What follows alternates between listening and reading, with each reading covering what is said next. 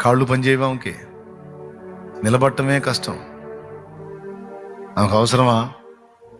ఏ విధం చేతనైనా ఒక ఆత్మను రక్షించాలి. బాధ్యత.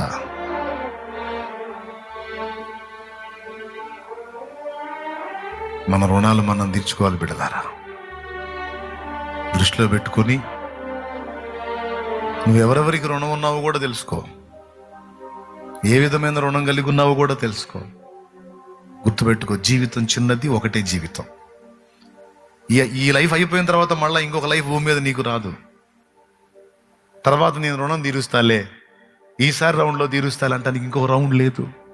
ఒకటే లైఫ్, ఒకటే జీవితం. నువ్వు ఎంత చేసినా ఈ జీవితం ఉన్నంత వరకే చేయగలవు. టైం అయిపోయింది అనుకో, ఇంకేముంది, దేవుని రాజ్యానికి చేరతావు, అక్కడ నిర్ణయించబడిన మహిమలో ఉంటావు తప్ప ఇక నువ్వు మళ్ళా చేసి సాధించడానికి ఇంకా లేదు.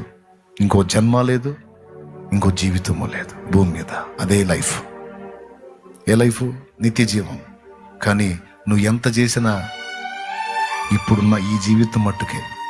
అందుకే టైం పోనీయొద్దు.